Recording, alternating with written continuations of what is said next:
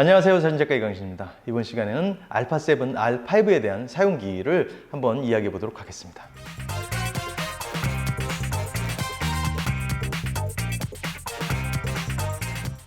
제가 알파7, R5를 나올 때부터 계속 사용을 해 봤었는데 제가 사용을 해 보면서 느꼈던 것들에서 얘기를 해 보려고 해요. 저는 사실은 제 일을 하면서 굉장히 고화소가 필요한 경우가 좀 많이 있습니다.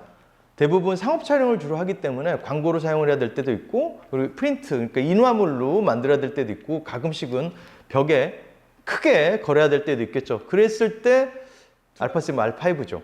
사실 중형 카메라를 사용하는 방법도 있겠죠. 중형 카메라 사용하는 방법도 있겠지만은 저는 중형 카메라는 사실 스튜디오에서 고정해 놓고 촬영할 때 주로 사용을 하고, 야외에 좀 기동성이 필요한 상황에서는 뭐 야외 화보나 야외 촬영이나 그리고 좀 많이 움직여야 되는 그런 상황에서는 저는 알파7, R5를 주로 사용을 하고 있는데, 화소가 주는 장점이 있겠죠. 굉장히 디테일한 표현들을 해야 될 때나 인화를 할 때 아까 말씀드렸지만은, 그리고 그 외에도 저는 이 친구를 쓰면서 굉장히 도움이 됐던 게 그런 고화소 말고도 굉장히 다이나믹 렌즈도 좀 넓고요. 또 하나는 손떨방이 굉장히 잘 돼 있죠. 야외 촬영할 때 좀 급박하게 진행되는 상황이 좀 많이 있어요. 저 같은 경우는. 근데 거기서 삼각대를 펼치고 세팅을 하고 그렇게 촬영을 하다 보면은 다양한 앵글의 사진을 찍기가 좀 어렵죠. 저는 그래서 삼각대 촬영보다는 핸드헬드로 손으로 들고 촬영을 많이 하는데, 그럴 때 사실 손떨방은 굉장히 큰 도움이 되죠. 근데 이 친구 같은 경우에 굉장히 손떨방이 강화되어 있기 때문에 꽤 오랜 시간, 뭐 제가 예전에 처음에 나왔을 때 리뷰를 올렸던 것처럼 거의 2, 3초 정도, 4초까지도 거의 흔들림 없이 버티며 촬영을 했던 기억이 있는데, 이번에도 제가 사용해보면서 제가 몇 가지 촬영을 여러분들한테 제가 영상에 보여드릴 텐데, 그 중에 하나는 캠핑장 촬영이었어요. 캠핑장에서도 어두운 곳에서 삼각대 없이 촬영을 진행했었고, 그럴 때도 굉장히 도움이 됐었고요. 그리고 또 새벽에 동해 틀 때 일출을 촬영할 때도 삼각대 없이 그냥 ISO를 최저로 낮춰서 촬영했음에도 불구하고 전혀 흔들림 없는 사진을 찍을 수가 있었습니다. 제가 어떤 상황에서 어떻게 알파7, R5를 가지고 활용을 하면서 촬영했는지 한번 함께 보시죠. 뒤쪽으로 지금 해가 올라오고 있는 것 같아요. 지금 시간이 새벽 5시인데 알파7, R5에다가 망원을 하나 마운트를 하고 일출을 찍어 보려고 하고 있는데, 일단 손떨방이 굉장히 강화된 모델이기 때문에 삼각대 없이 좀 조리기를 조여서 촬영을 해볼까 시도를 하고 있습니다. 어떤 결과물이 나올지 함께 보시도록 하시죠.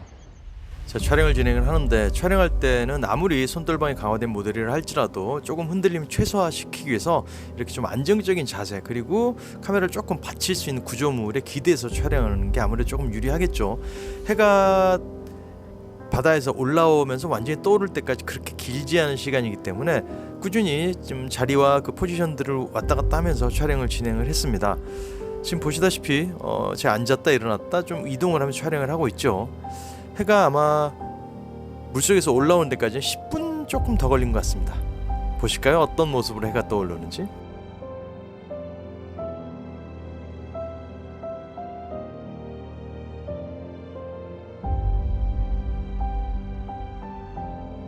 자, 사진들을 함께 보시죠.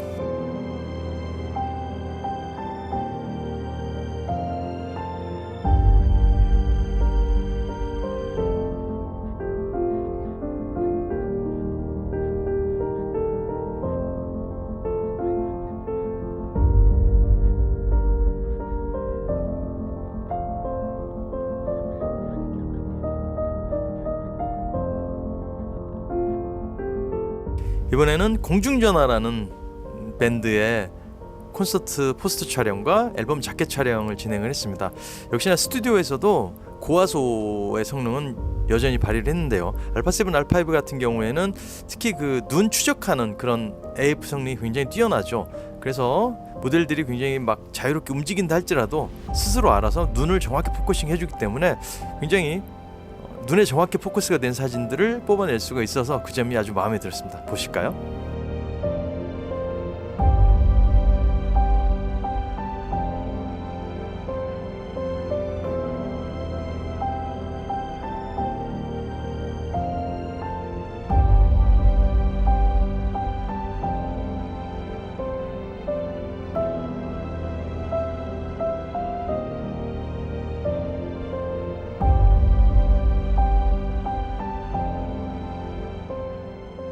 이번에는 스튜디오에서 진행된 제품 촬영 현장입니다. 제품 촬영할 때도 고화소를 가지고, 그리고 이번 촬영 역시도 앵글의 변화가 좀 많았기 때문에 그냥 핸들드로 들고 촬영을 진행을 했습니다. 어떤 결과물일까요? 보시다시피 굉장히 화소가 주는 강점들이 있죠. 디테일들을 굉장히 잘 표현하고 있어서 α7, R5는 스튜디오에서도 굉장히 최적화된 성능을 보여주는 카메라라고 할 수 있을 것 같습니다.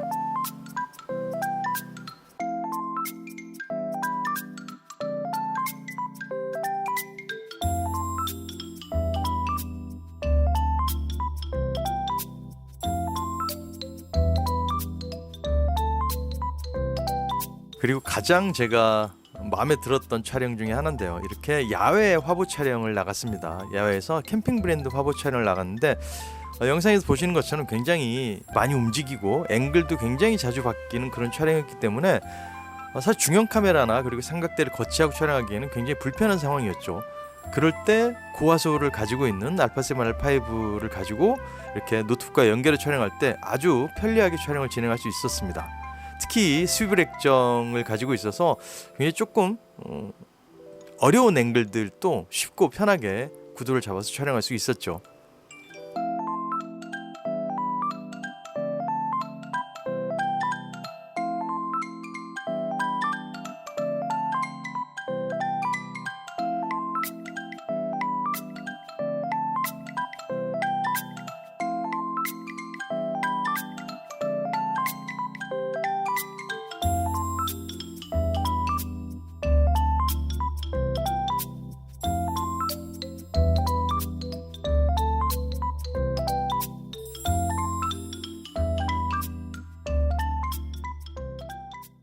저는 지금 캠핑장에서 지금 캠핑 브랜드 화보 촬영을 하고 있어요. 지금 제 앞에는 α7, R5를 들고 촬영을 하고 있는데, 아까도 말씀드렸지만은 아무래도 이런 화보 촬영 같은 경우에는 고화소가 좀 필요하기 때문에 이 α7, R5를 가지고 촬영을 진행을 했습니다. 잠깐 쉬는 틈을 타서 영상을 따고 있어요. 보통 질문들 하시는 게 어떤 렌즈를 사용해서 캠핑장 촬영을 해야 될까 많이들 물어보세요. 저는 지금까지는 2470을 썼어요. 왜냐면은 전체적인 텐트의 느낌들을 좀 광각으로 촬영을 할 일도 많았고, 조금 디테일 컷들, 조리기를 좀 조여서 촬영할 것들이 많아서 2470을 사용을 했는데, 일반적으로 그냥 캠핑을 오신다 그러면은 제가 추천드린 조합은 2470 말고 35mm 단렌즈를 좀 추천을 드리고 싶어요. 아무래도 좀 작고 가볍고, 그리고 흔히들 그 감성샷이라고 그러죠. 지금 제가 들고 있는 건 소니 1.4, 35mm 1.4 GM 렌즈인데, 얘를 마운트 시키면은 확실히 사이즈가 좀 작아지죠. 그리고 35mm 특성상 화각이 그렇게 너무 왜곡되지도 않고 굉장히 안정된 화각도 보여주고, 조리가 좀 아무래도 수치가 낮다 보니까 좀 감성적인 느낌의 아웃포커싱을 만들어내고, 또 이 렌즈 같은 경우는 초점거리 짧아서 음식 사진 같은 찍을 때 굉장히 유리하게 작용을 하기 때문에, 저는 그래서 지금 이제 해가 떨어지고 나서 물론 감성적인 느낌도 있지만은 α7, R5 같은 경우 고화소 그리고 손떨방을 좀 강조해서 트라이포드 없이 진행을 해보려고 하는데요. 아무래도 낮은 조리개 수치와 그리고 손떨방이 강화된 이 바디의 특성을 살려서 야간 촬영을 진행해 볼까 합니다.